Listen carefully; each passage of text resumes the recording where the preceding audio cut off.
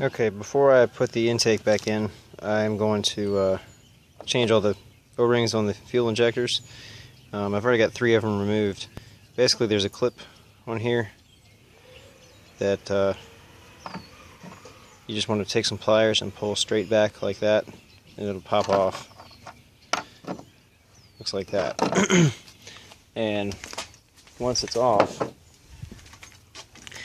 the injector just shoves up inside the fuel rail, and this O-ring on the top here by my thumb holds it in place. So that clip will be holding the O-ring in. Once you remove the clip, you just have to take 2 hands and pull down. It takes a fair amount of force unless the O-ring is failed.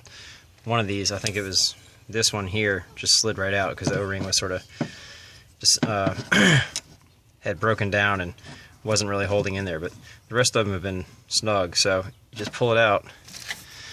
Then like I said, you've got an O-ring here at the top and another one that goes right there. So where's the other injector? This one has both of them still intact. Here's the top O-ring. Here's the bottom one.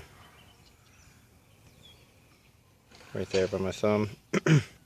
What I've been doing is just taking like a pick like this and just grabbing them and peeling them off one at a time and replacing both of them. I got a kit from Advanced Auto. Let's see if I can find it here. Misplaced it, but anyway, I got an O-ring kit for like 16 bucks, I think. So I'll just go through and replace all of these and then put them all back in before I put the intake back together. So anyway, it's a fairly simple process, just a little bit tedious, but that's that. So let me get all these changed out and then hopefully I can move on to the intake.